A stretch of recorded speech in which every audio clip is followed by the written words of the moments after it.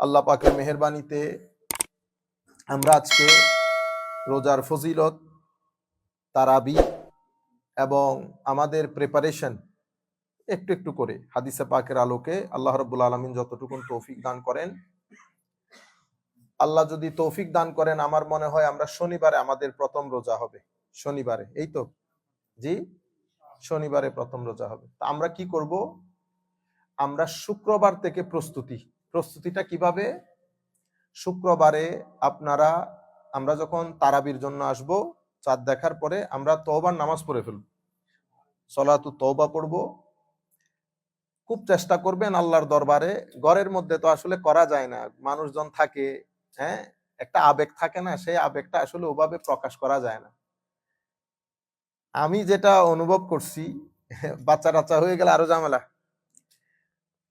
এবং এটা খুব কাজ দেয়। আমি আমার অভিজ্ঞতাটা আপনাদের সাথে শেয়ার করতেছি। আমাদের পশ্চিমে একেবারে খালি জায়গা, মাগরিবের পর করে বের হলে কোনো মানুষ থাকে না, মানুষ এমনি ভয়েও বের হয় না।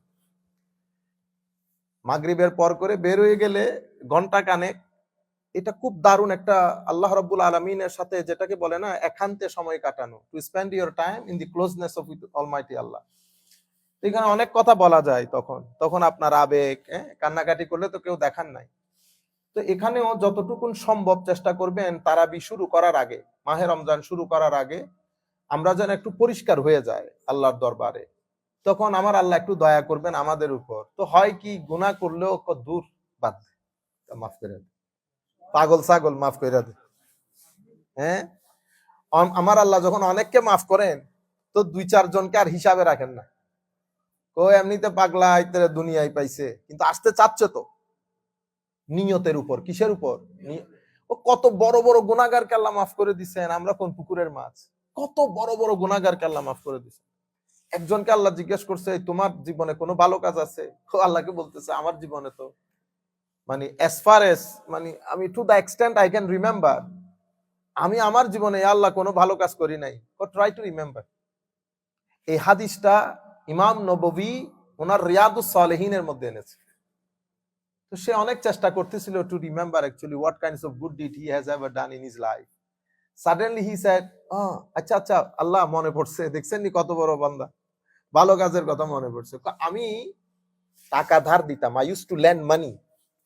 তো আমার যারা ল্যান্ড কালেক্টর, মানি কালেক্টর আছে, ওদেরকে যখন আমি ল্যান্ড কালেকশনের জন্য পাঠাইতাম, তো ওদেরকে বলে দিতাম যে কোনো মানুষ যদি টাকা দিতে না পারে, ফাইন্যান্সিয়াল ক্রাইসিস, খান পে, তো বলে যে তাদেরকে তোমরা ডিস্টার্ব করিও না, give them respite, give them time, whenever they have got chance they gonna pay.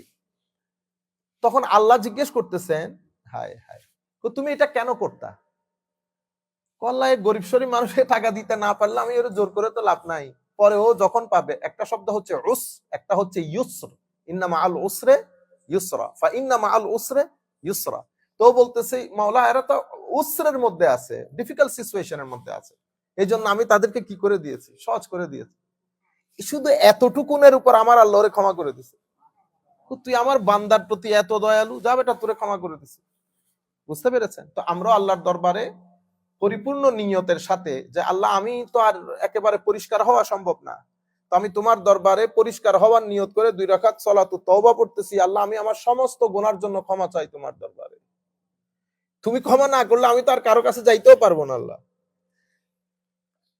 এভাবে আমরা নামাজ শুরু করব, এবং আল্লাহর দরবারে আরেকটা দোয়া করবেন, পুরা রমজান ব্যাপী যেন কোনো গায়ের জ্বর না উঠে, যেন আমাদের সব রুটিন মাফিক করবেন, একেবারে একটা রুটিন করে ফেলবেন। কখন আপনি তারাবি তো আমরা এখানেই পড়বো, তারাবির পরে কি কি কাজ করবেন, ঘুমটা যেন আমরা পুরা মাসে ঘুমটা কম করি। ঘুম, আপনি আমাদের এখানে ডাক্তাররা বলে না 8 ঘন্টা 10 ঘন্টা ঘুম, ভাই 6 ঘন্টা 5 ঘন্টা ঘুমাইলেও হয়। আল্লাহ দুনিয়াতে অনেক মানুষ আছে ঘুমাইতেছে না। আপনি বেশি ঘুমাইলে ইউজ টু হয়ে গেলে তো আপনার 10 ঘন্টা ঘুমাইতে হবে, নাইলে তো আপনি টায়ার্ড হয়ে যাবেন। কিন্তু আয় হায়, আমাদের এক উস্তাদ, তো ওনাকে এক ভদ্রলোক জিজ্ঞেস করতেছেন, হুজুর আপনি যেই পরিমাণ কাজ করছেন, কিতাব, হুজুর এই পরিমাণ কাজ আপনি করলেন কেমনে? বেটা আমি মেইন কাজ রাতে করি। তো ও বলতেছে, হুজুর রাতেও তো আমরাও করি, কিন্তু আমরা আমাদের পুরা জীবন ফালাই দিলাম, আমরা তো আপনার 100 ভাগের 1 ভাগও করতে পারি নাই। হুজুর এটা আপনি করেন কিভাবে, আপনি রাতে কখন ঘুমান? তখন উনি হা হা করে একটু হাসলেন, হেসে বলতেছেন, বেটা রাত আল্লাহ কা হে। রাত কিসকা? আল্লাহর। রাত আল্লাহর। সংক্ষিপ্ত উত্তর, জিসকে লিয়ে আল্লাহ চাহতা है बढ़ा देता है। যার ব্যাপারে আল্লাহ সিদ্ধান্ত নেন তো রাতের বরকত কি করে দেন? বাড়াই দেন। সংক্ষিপ্ত উত্তর। এবং আমি ওনার সাথে যারা কাজ করেন ওনারা ওনাদের ভাষ্য মতে হুজুর এমনিতে রাতের 1টা 1.5টা করে একটু করে ঘুমাইতে যান, ঘুমাইতে গিয়ে আবার বলেন যে বেটা মুঝে জাগা দেনা, ঘন্টা 2 বাদ মুঝে জাগা দেন। তো যখনই ওনাকে ডাক মারি, নক করি, তো ওখান থেকে আওয়াজ আসে বেটা মে হুঁ। তো বলে যে এখন ঘুমাই কখন? আপনারা বুঝতে পারতেছেন? তো এই জন্য এই ঘুমটা একটু কম করে ফেলি এই পুরা রমজান মাসের মধ্যে। আর যদি একটু ঘুমাইতে হয় তো দিনের বেলা 1-1.5 ঘন্টা 2 ঘন্টা ঘুমাইয়া রাতের ঘুমটাকে একটু করবেন। রাতের মধ্যে 1-1.5-2 ঘন্টা তাহাজ্জুদের জন্য রাখবেন। ওখানে আপনি যেন কেউ ডিস্টার্ব না করে আপনাকে। তাহাজ্জুদ, তিলাওয়াতে কোরআন, জিক্র এবং দরুদ, বেশি বেশি করে দরুদ শরীফ পড়বেন। তাহাজ্জুদের জন্য যদি আপনি এই পুরা প্যাকেজের জন্য 1-1.5 ঘন্টা সময় রাখেন, এখন তো আলহামদুলিল্লাহ ভালো সময় আছে। সামার হলে একটু অসুবিধা হয়ে যায়, উইন্টারে তো ভালো সময় থাকে। এর পরবর্তীতে এই কোরআনে পাকের একটা খতম যেন আমরা সবাই করি। আমরা যারা স্পেশালি ইউথ, মা বাপ যারা আছেন, দয়া করে সন্তানদেরকে বলবেন তারা যেন কোরআন শরীফের একটা খতম অবশ্যই করে, লাজেমান রমজান শরীফের মধ্যে করে। এবং আপনারা নিজেরাও করবেন, বেশি বেশি করে, প্রত্যেক ঘর থেকে বেশি বেশি করে যেন কোরআন শরীফের আওয়াজ আসে।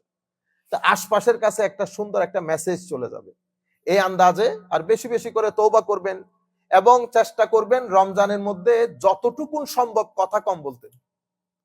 খুব প্রয়োজন না হলে কারোর সাথে কথা বলবেন না। খুব প্রয়োজন না হলে, যদি দেখেন যে কথা বলতেই হয়, তাইলে ঘুমানোর মাধ্যমে সময় কাটাই ফেলেন, তাইলে ঘুম উত্তম, তাইলে ঘুম উত্তম। আপনি এদিকে সকালবেলা শুইলে অনেক সময় যাদের জব নাই তারা ঘুমাইতে পারতেছেন একটা লম্বা সময় ধরে। মানে ইফতারের আগ পর্যন্ত যেন কথা কম হয়, মোবাইল ইউজ করে কম করে দেবেন। আর আমার সম্মানিত যারা ইউথ আছে তাদেরকে বলবো, ফেসবুক, আমাদের ইকবাল ভাই সহ ফেসবুকের মধ্যে আপনি একেবারে, আমার মনে হয় সবচেয়ে বেস্ট হচ্ছে ফেসবুক দেখা বন্ধ করে দেন। অন্তত এই 1 মাস আমরা একটা এক্সারসাইজের মধ্যে, একটা অনুশীলনের মধ্যে আসি, ফেসবুক ব্যবহার না করি এই পুরো 1 মাস। কেন বলতেছি জানেন? দেখেন 2টা জিনিস, একটা হচ্ছে রমজানের ইবাদত আর একটা হচ্ছে রমজানের সম্মান। রমজানের সম্মান, ইবাদত তো আপনি আলহামদুলিল্লাহ সুবহানাল্লাহ পড়তেছেন, সওয়াব তো হয়ে যাবে। কিন্তু আমি যদি রমজানের মধ্যে একটা ফরজ নামাজ মসজিদে আসা ছেড়ে দেই, তাইলে তার মানে আমি কি করলাম জানেন? রমজানের প্রতি অসম্মান করলাম। রমজানের প্রতি, আমি দূরে থাকি, বাসায় পড়ি, সেটা ভিন্ন জিনিস। আপনি আসা মানুষ, সবসময় আসেন, কিন্তু রমজানের মধ্যে আপনি কি কি কথাবার্তা বলে বলে আসেন নাই, তাইলে আপনি কি করলেন? রমজানকে অসম্মান করলেন। আপনি যদি গীবত করেন রমজান মাসে, রমজানকে অসম্মান করা হয়। কারণ কিয়ামতের ময়দানে রমজানও সুপারিশ করবে। এখন রমজান সুপারিশ কখন করবে? আল্লাহ দেখবেন, ফেরেশতারা দেখবে ইবাদত করতেছেন কিনা রমজানে, রমজান দেখবে আপনি রমজানকে সম্মান করতেছেন কিনা। So the most important thing is how respectful we are towards Ramadan, most important thing. Then your ibadah. এই জন্য রমজানের মধ্যে কথা কম কেন? আমি এতক্ষণ পর্যন্ত যতগুলা কথা শিখাইছি শুধু রমজানকে সম্মান করার জন্য, যাতে রমজান আমাদের উপর অসন্তুষ্ট না হয়। এটা আল্লাহর পক্ষ থেকে, it's a gift from almighty Allah. So you have to be very much respectful towards it. আমরা যেন ঘরের মধ্যে টিভিটা একটু কম করি। ঘরের মধ্যে এমনিতে আমাদের ভিতরে একটু মন কষাকষি হলে উচ্চ আওয়াজে কথাবার্তা হয়, এগুলা ব্যান করে দেই পুরা রমজান ব্যাপী। শুকর এবং সবর, এই 2টা জিনিসকে সামনে রেখে দরকার হলে দেওয়ালের মধ্যে লাগাই দেন। আল্লাহ রাব্বুল আলামিন সবর যারা করে তাদের সাথে থাকে। ইন্নাল্লাহ সুবহানাহু ওয়া তাআলা মা'আস সাবিরিন। তো দেখবেন এটার রুহানি আলাদা একটা জোক আছে। রমজান যখন চলে যাবে আপনি বুঝতে পারবেন এটা রুহানি জোক কি। তখন দেখবেন বুক ফেটে কান্না আসবে রমজান চলে যাওয়ার পরে। যখন রমজানের সাথে রুহানি কানেকশন হয়ে যাবে, you will feel very sad when you come to end of the Ramadan. আল্লাহ রাব্বুল আলামিন আমাদের হামি ও নাসির হোক।